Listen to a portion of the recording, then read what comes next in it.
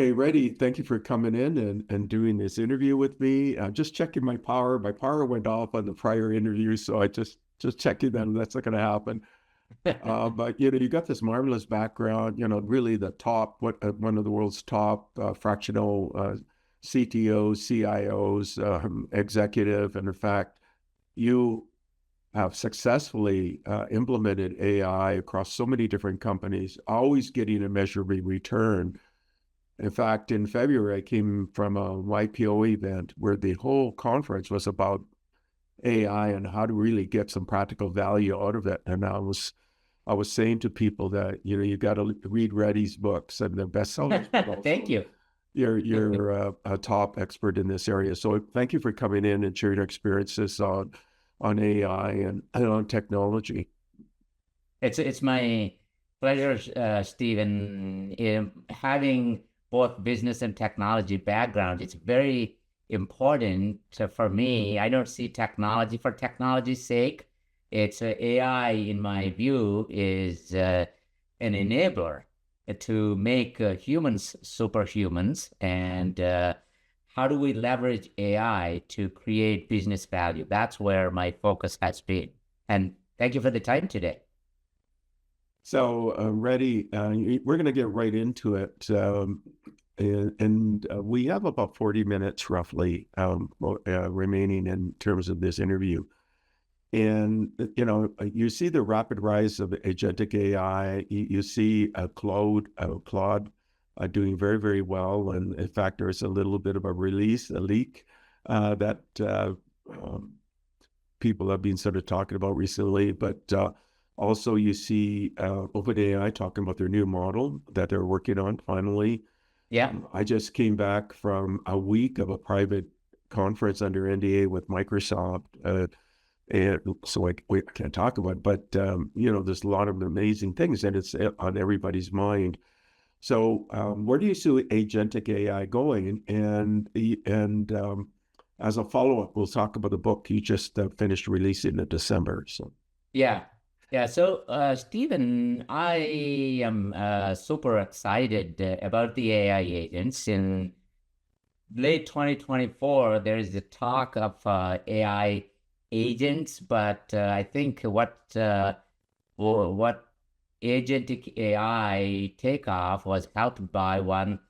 Obviously, Anthropic released the MCP protocol in 2025 last year, and no, I mean 2024, late 2024, and then Google released A2A. One is focused on agents connecting to tools and databases and all the other things. And while the agent to agent, that is focused on agent interaction, because any workflow effectively needs more than one AI agent. Because if you want to complete any workflow meaningfully, you need multiple tasks, just like we have in our daily lives, right? It's so if you're preparing an FP&A statement, or you're preparing for earnings call, or you're doing the testing, it all requires many people, and so the workflow requires multiple agents. So once those protocols are in place and people start to see, okay, we have the very, very mature LLMs now, they're very capable, and then now agent, someone who drives these to solve business problems, that became very apparent. So agents start to take off, but I think where the challenges still remain is the infrastructure, the orchestration, and how do you build trust in AI agents? Because we had seen the incidents like Replit. Someone built a code, and the AI agent deleted the entire database by mistake. So how do you make sure you trust them? Those are still the lingering major challenges, but AI agents are here to stay, to augment the human capabilities. That's where I see agentic AI moving in 2026, Stephen. So can you just briefly outline the books you've written, including, and then we'll focus on the last one. Yeah. So the first one I wrote was AI Unleashed. This came out in late 2024. This was at that time because there was a lot of talk about what AI can do, and there was a lot of hype. And since in 2019 and 20, I had an AI Center of Excellence when I was at Autodesk. I started a small team of 5 people to solve a gnarly problem to screen 50 million accounts for export compliance. Very complex one, and an existing software didn't solve it. So I leveraged machine learning. We built our models and we automated it for 99.7%.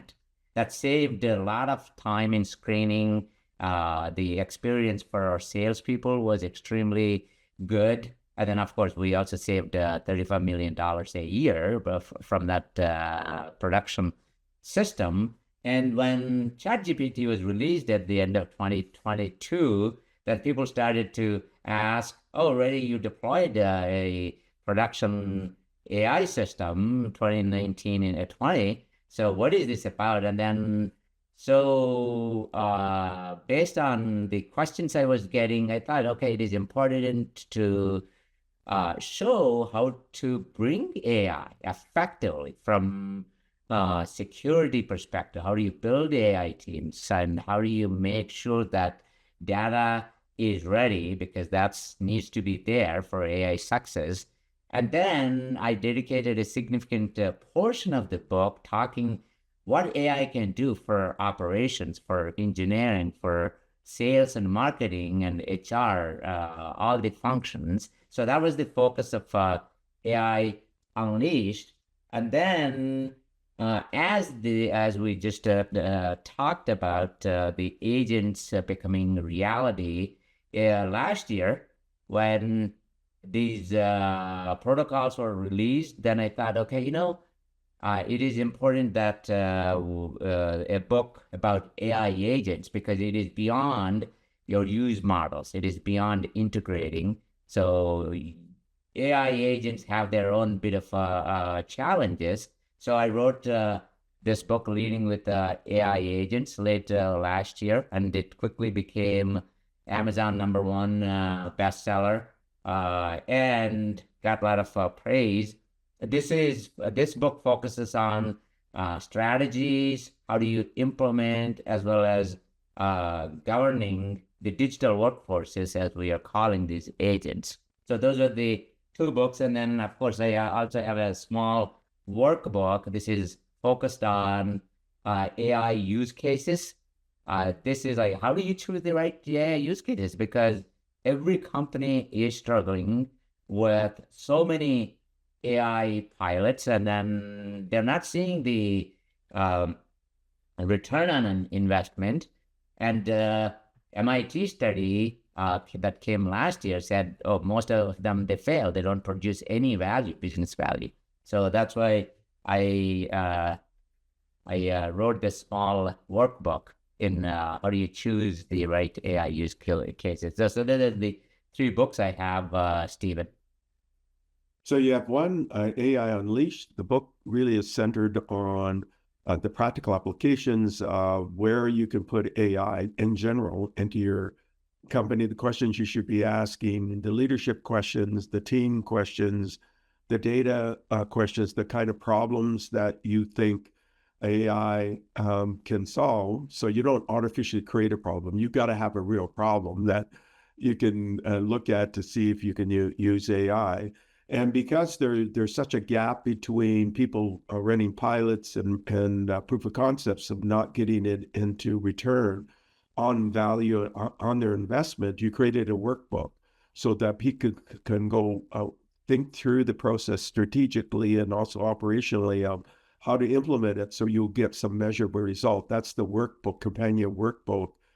And basically then you'll ensure that you'll get some return because you're going to do it in a structured, very thoughtful way. And then because of the rapid rise of agents, particularly last year and this year is sort of the proof point of using agents, you created a book on agents and like again, how do you deploy them? Where do you put them in the workflow? Where does it make sense? How do you manage them, govern them, and so on? Are you going to produce a workbook for that as well? Not yet, but I think what I'm doing slightly differently. By the way, that's a great summary, Stephen. Thank you for succinctly putting it. The one thing I got requests from people that, oh, it's hard to remember all the content. Can you do small nugget type videos? So I have been posting primarily on LinkedIn and then some on Substack. I'm starting to get into Substack as well. So what I do is a minute to 2 minute nuggets. I release, for example, AI COE. Why do you need it? And what are the prime objectives? I try to put that entire thing under 2 minutes. So I'm producing those, but if there is a lot of demand for a workbook, I'm happy to do that. Nowadays, it's with AI's help, you can create these books. Once you have all the ideas, you dump the brain, and you can quickly come up with a book. Yeah, happy to do that. Okay, so Reddy, let's do this. Because I do keynotes all the time, like continuously, right? Right. And I always look at little video fragments I could put into this keynotes. I'm wondering, and this is now a challenge in real time, can you give me 3 under 2 minute nuggets that I can insert into different keynotes? And then you could choose the topic area, but it's got to be on AI. So your first one. First one is, I would say, what are the key challenges to overcome to become successful with AI? That's one. You don't need to elaborate, but under 2 minutes you can cover. From trust from integration to data and talent building examples, right? And another one is, there's a lot of hype on AI. What is practical? Because at the end of the day, we can philosophize and then talk about the philosophy and all that, but people need business leaders, technology leaders, or individuals. They need things that they can take and do in an enterprise or in their small business. So give for key ways AI can help businesses and even individuals, like, writing content, writing code, all the ways it can help. And then the third one is, how do you build trust? Trust is very, very key. And now between EU Act and NIST frameworks and GDPR and the existing regulatory things, how do you make sure that your AI not only follows the regulations, but how do you build trust? Last year I read somewhere that a majority of the people, they don't trust AI, over 50+%. We need to overcome that, because it's a great enhancer of human capability, but there's a lot of fear out there. So the third one is building trust with the AI. Those are the 3 topics I would say you can cover under 2 minutes, Stephen. Okay, now is a challenge. You want to pick one of those and actually do a 2 minute, and I'll cut that fragment, I'll insert it into my keynotes. Or is that too much of a challenge? Let me start with the first one, not in any particular order. All are important, but let me start with the first one, the challenges. There's a lot of hype, especially I live in the Bay Area, Stephen, as you know, and everywhere I go, from the telephone company to even waste management, if you will, everyone says they're AI enabled or they're AI first. It's just mind numbing, and then all the ads you see, billboards when you're driving. So I would focus on, what are the real challenges, and I would say the things people need to be really, really focusing on making sure that data is ready. Because what happens, there are, I talk to executives, I talk to startups.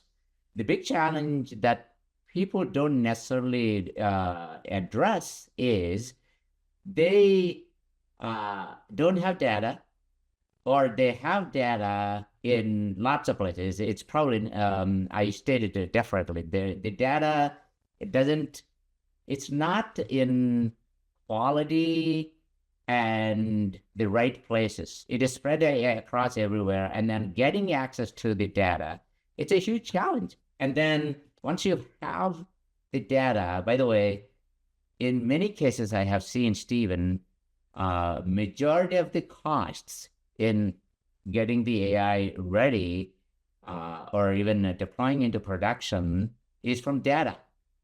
That's a huge cost. And then once you get the data cleaned, the relevant data in enough amount of data, then you need to have, well, the infrastructure readiness. Because, the other day I heard healthcare. It's a huge part of our GDP in the US, and they are using systems that are 50 plus years old. And how do you make sure that the AI can be integrated with all the CRMs, your ERPs, and even the mainframes and various applications without redoing all of that? Because that's going to be a huge undertaking, right? So that part needs to be addressed. And then the third one is the talent. It's a lot of companies struggling. They don't openly admit is that it's they think that, okay, I can hire a PhD in machine learning or deep learning or one of those areas, AI, and then I'm good. But it doesn't work like that. You need to have a cross-functional team that brings AI experts in machine learning, and then the people who train the models and who understand your niche area, the industry, what your IP you have, and all the knowledge. You need to bring them, plus the ethicists who want to make sure that the AI is operating within the guardrails. And then that means security, that means governance, that means building the trust. So once you address these aspects, then you are ready to bring AI or AI agents. Otherwise, your LLM or machine learning model, whatever model you bring, it's garbage in, garbage out. So that's the key that many of the people I consult with, the many enterprises, small and big IT companies, they want an answer today, and they want a success. They would say, "Oh, Reddy, I need AI because everyone is asking me if I have AI, and then I want the results tomorrow." That's not going to happen if you don't have the foundational elements in place. So you need to get the very strong foundation, and then you can build the house. So that's a great set of nugget. And you want to try one more focus specific, or maybe not. Why don't we get into agents itself? Yeah. And we'll get into a bit of a question and answer on agents. And what I'm going to do is, so keep in mind, when I do my keynotes, I'm going to take little fragments of this interview that I can sort of paste into my keynote, and then I'll point to the full interview so they can see your books. And so make sure in your profile, I don't know if you sent that to have in your profile, do you have all your books in there, the covers and stuff?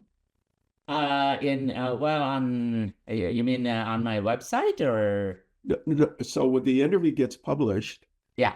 I always say provide a full profile. Oh, yeah. And in that profile, make sure you send out one. Yeah. Your books, so we can, your books get profiled, and links to your books, and links to talks and, any kind of additional material, because when I approach you in my keynotes, then your profile will be like a business development tool for you. Yeah, absolutely. So I the last time I gave you, but I need to update, and I will send you later today, Steven. Absolutely. Okay, so now on agents, there's so much talk on agents and things like that. So um, a question then, and have you tried OpenClaw?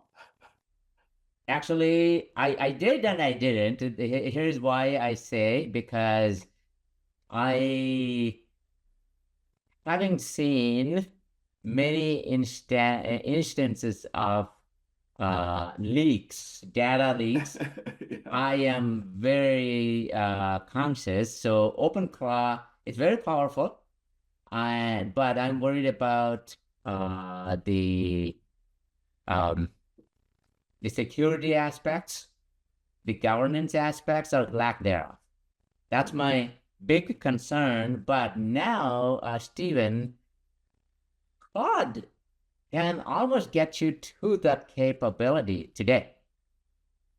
So I'm actually trying with a Claude the same level of functionality I can do with the OpenClaw, because it's now I got a MacBook which I don't use for my regular day in and day out, but I'm just it's a powerful one. I am trying. I'm also, it's traditionally long time back. I used to even write in assembler code in the 90s, but we came long ways. So I actually love to play even at the code level, and there is no code tools like Lovable and Replit, but they go only that far. But OpenClaw, man, it's extremely powerful. It can do so many things. The other thing that my concern, Stephen, is uh, the autonomous agents. It gets me a little bit concerned, in the sense, like, the example of the Replit, right? It completely wiped out the database. And then what the agent did was it created dummy agents to show that, oh, no, I actually didn't delete. These are the ones I got the instructions from, which was, oh, I don't want that situation to, agents doing things to obfuscate me as the user or the human. So I want that guardrail. So I'm a bit careful. That's why if it is within the four walls of my MacBook, then it is okay. But once I get to outside, I don't want any leaks on the data, private information, all that. If it is just uh, managing my schedule, managing my emails, then absolutely. Okay, so what you've done then is, it sounds like you played with OpenClaw, but in a safe sandbox, to see what it can do, Right. and then you looked at Anthropic's Claude, and they have an agentic mode that you can play with, and it's got the guardrails and the security features and things, and you'd be looking at that and you're saying it's actually pretty good. That's my interpretation of what you're saying. It looks pretty good. Yep. It looks pretty good with the guardrails, because I don't want to compromise on the security and the trust aspects, while the capabilities are phenomenal in OpenClaw. Yeah. Okay, so Jensen, GTC was just a few weeks ago, and he talked about Nemo Claw. Have you tried Nemo Claw? I haven't tried. Yeah, I actually watched. Obviously, Jensen has a lot of interest in being an evangelist for AI in general. But he's going 1,000 miles an hour, and he's putting resources everywhere and investing. But I haven't tried yet.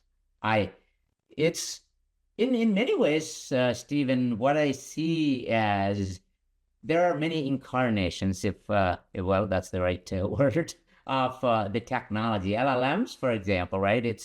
We had seen how they have evolved. I mean, you have been part of that through Microsoft engagement you have, and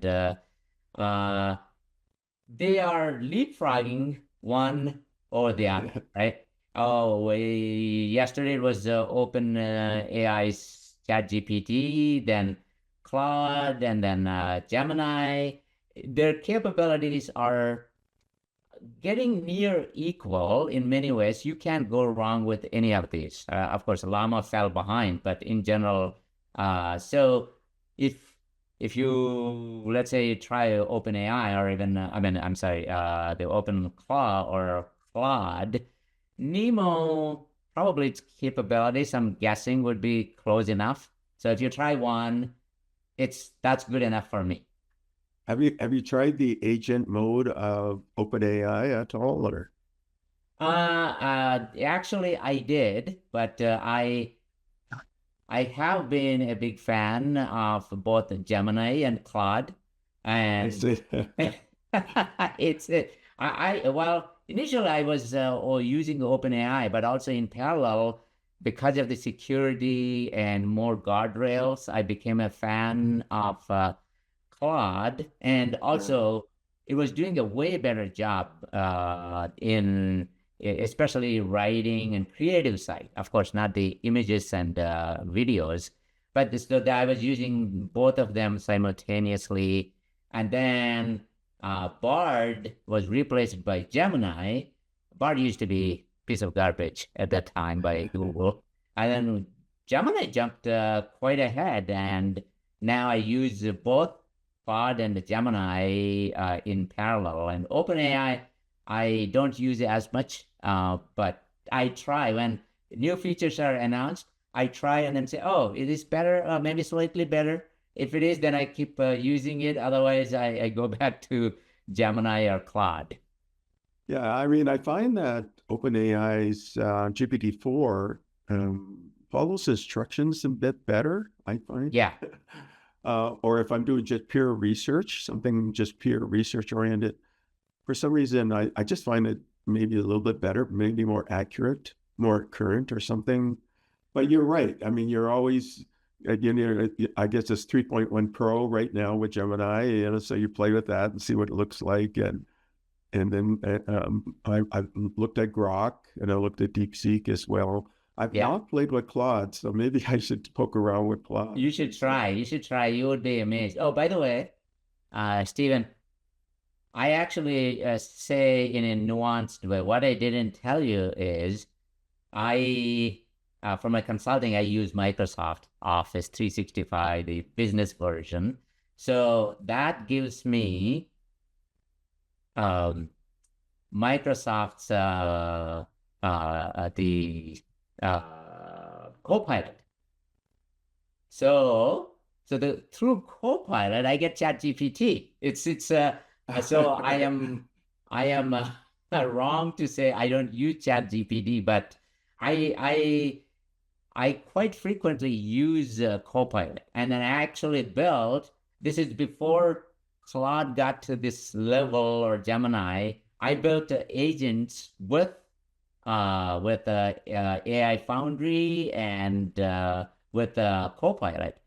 One thing I would say, Stephen, is they have done probably the best job, Microsoft, that they have integrated Copilot and actually the AI capabilities, whether it is through ChatGPT in different incarnations, into their products better than anyone else. Of course, now Gemini is integrated into Google products. But again, so indirectly I use ChatGPT through Copilot quite a bit. Do you use Visual Studio then, and when you're doing development and things like that, or? Well, it's the Microsoft. The one way they impressed me is you can go to the same destination multiple ways. You can do a Foundry, or you can get into Azure and then through the studio, you can actually build your own agents. Or if that's too complicated, you can actually just go to Copilot and then say, hey, this is actually my Copilot is open. They can, through the chat, you can build the agents. It just gives you the menu, create an agent. It's like, okay, when I have 5 agents, I need to orchestrate them. You can do many ways, just like, even Google, you can go through their AI Studio. DCP, right? Yeah. Multiple ways, or you can go through their studio, or even indirectly you can go to their notebook LM. There are multiple ways, but I think Microsoft gave more avenues, at least at the beginning, to build the things in AI. And you can do even Snowflake, for example, they came up with building agents. They're getting better. It's like that come from the data side and data cloud, but they're also providing integration to MCP, and then building AI agents through SQL or no code, different ways. So you're using Foundry then, or have been using Foundry? Oh yeah. Foundry is pretty good. Yeah. Yeah, it's good. Yeah, it is good. Yeah. So I actually just totally slipped. I was thinking, ChatGPT, no, but well, I have a different incarnation of ChatGPT through Copilot. So Foundry's got a lot in it. What do you use in Foundry? Yeah. It's I, again, for comparison purposes, I use, because I have access to it, and I play to see what capabilities are there. But now it's like, between AI, Azure, AI Foundry, Claude is, of course, it doesn't have that same infrastructure, but with the Claude, there are so many capabilities, connectors, and all these different modes. And then Gemini has it, again, multiple ways you can get to Google's AI capabilities. So we got only maybe about 5 minutes left. And so in these 5 minutes, do you think that these things are going to be fully autonomous? In other words, they're going to be able to self-improve themselves on an autonomous cycle? You think agents are going to achieve that kind of capability where they can self-improve and on this flywheel effect? And do you think they'll be fully autonomous this year or maybe next year, where literally you just tell it an end task and it'll just carry it out, and you can reasonably trust it? Do you think that's going to happen this year or next year, or do you think it'll never happen? I won't use the word never, Stephen, but here is my thought process, right? I am not going to give you yes, no answer to this, but it's a spectrum, right? It's zero autonomy to full autonomy, right? I would suppose that most of the agents will live somewhere in between. And that somewhere in between is going to be determined by your use case. Let me give you an example, Stephen. So, when I ran operations at Autodesk, I had 40 different services through my organization, and we had client support team. And when I look back, probably 70% of the things that the client customer service experts were handling could be handled near autonomously by AI agents, because it's the compendium of knowledge that's out there. Once you train these models, then they can give responses. They can do things automatically. For example, someone wants to switch their licenses. They want to go from 5 licenses to 8 licenses, or their usage went up, so they want to buy some consumption instead of buying additional seats, right? So those things can be done by AI agents. So there, when I look back, 70%, maybe max of 80% can be done. So in those cases, I would give, well, close to 90% or maybe 100% of those tasks are handled by AI. On the other hand, let's say, in the book I covered in the Leading with AI Agents in Vilnius in Lithuania, a hospital system, they deployed AI to look at the X-rays and help the radiologists. And initially there was a lot of resistance because it's like, oh, is it going to replace, or is it better than me, right? There are all those aspects, but once they're trained, and then the radiologist is the human in the loop. So what it does is AI handles, now there are actually 70% of the volume is handled by AI, but the expert radiologist looks at it and then, oh, does this make sense? Does it not make sense, right? So it is an assistant, and it's zero autonomous, but it is providing the intelligence, and then the radiologist is making the decision. In that case, it's you are making a very, very important decision or diagnosis that affects human life, or something like, loan origination, for example. There are many, many tasks. I don't see agents making decisions, but humans. So it's on that spectrum depending on the use case. But will they get to 100% autonomous status? In some situations, yes. In some situations, no. And you don't want them to be 100% autonomous in situations like, looking at the X-rays. Yeah. Yeah, so you don't want to. So that's kind of a political business decision. But will they be capable of being fully autonomous? Again, I'm not saying we're going to let that happen as right. humans, but do you think it will have? So this year or maybe next year, you see Sam Altman saying that you'll have a fully autonomous researcher, let's say by 2028, right? And they're just now doing the final training of this next model, which is supposed to be a fairly big leap. And Claude and others are sort of saying there's some really big things coming out this year.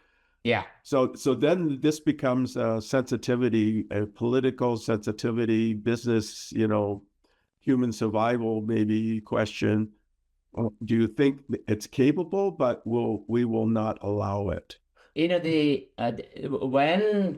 of the things I covered in the book, Stephen, is AI agent evaluation framework. I don't know if you can see it. So one of the aspects is its task completion accuracy.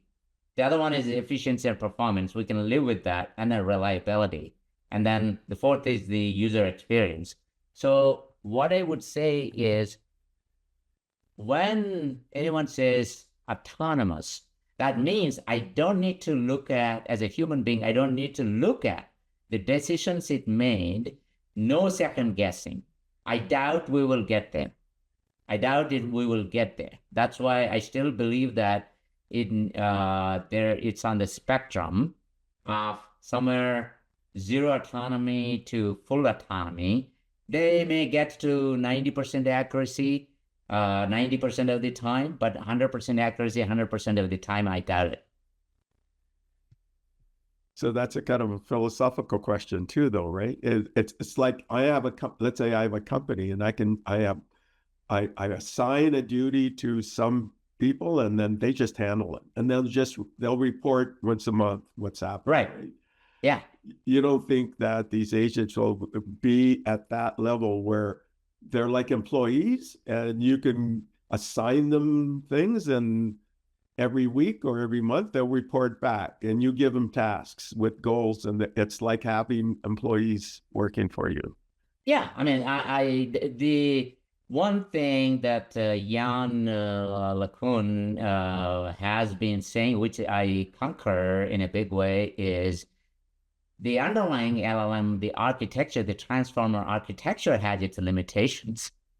And when something it has its limitations, so the same query you give, it gives one result, and you give the same one at a later time or even 5 minutes later, it gives you slightly different.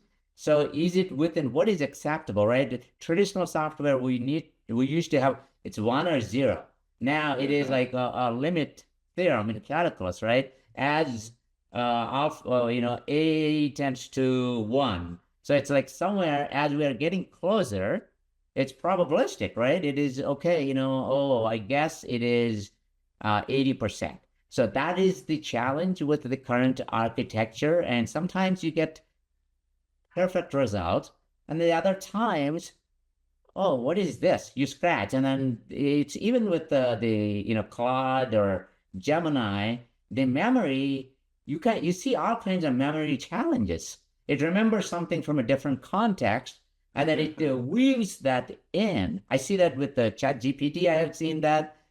Claude, Gemini, and then I had to explicitly instruct, forget about that. We are not talking about that discussion. Look at this one. Then I have to give it the context again and then upload. So if an agent is behaving with that underlying LLM like that, then there's going to be a challenge. Autonomy, no. That's why I believe getting to that in the next year or so with the limitations, the architectural limitations, I doubt we will get there. We may get close, but fully autonomous, I am a skeptic. Okay. And okay, so we're down to our last two questions. What's your next book? And then I'll ask the last question. What's your next book?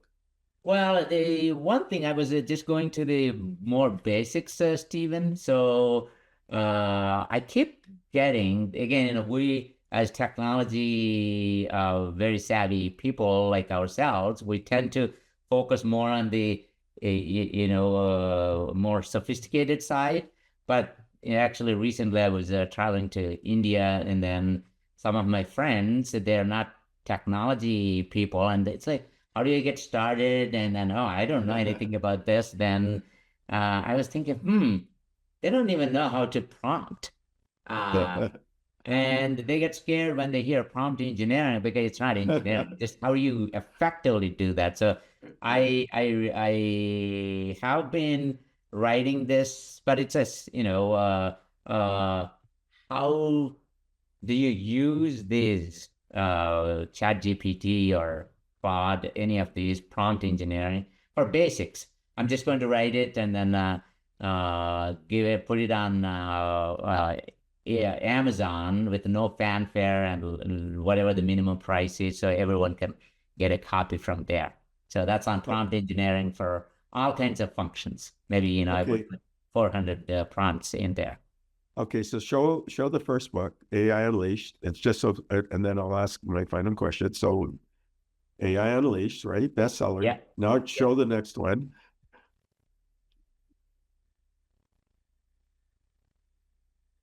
Okay, let me show how to choose the workbook. This is the workbook. Yeah. This is compendium to the AI Unleashed. And then this is the second major book, Leading with AI Agents. Already a bestseller. It was released in December. The audience has to flock to it because agents are everywhere, and you're the master of this. And now you're working on a book that you're going to make it really accessible and basic prompting because people just want to know how to use these things, right? And it's recommended. Right. Okay, I have one final question. And the final question is, what's your final recommendation to the audience and or questions you want to leave the audience? One thing I would tell anyone listening to this one, Stephen, is don't be afraid of AI. Don't treat this as some magic wand that's going to replace all of us. Use it to superpower yourselves, because it's possible. It's possible to anything you're doing, you can do it more effectively, way faster with AI. It is something to embrace. Everyone should embrace. Don't believe in the hype, but embrace AI for your own good. And as far as the question is to the audience,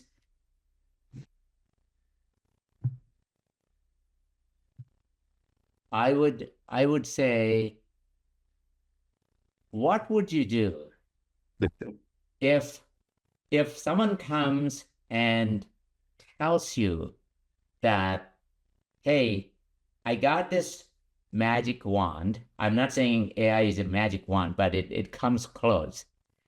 And would you say, I'm going to just run away from it?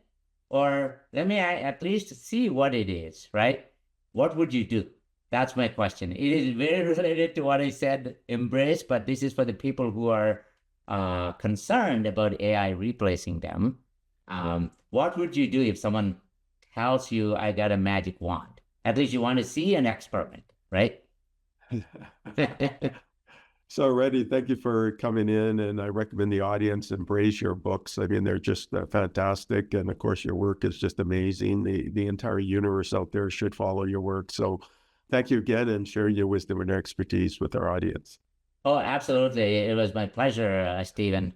Thank you again for your time. Thank you for listening to the Brand Called You videocast and podcast, a platform that brings you knowledge, experience, and wisdom of hundreds of successful individuals from around the world. Do visit our website www.tbcy.in to watch and listen to the stories of many more individuals. You can also follow us on YouTube, Facebook, Instagram, and Twitter. Just search for the Brand Called You.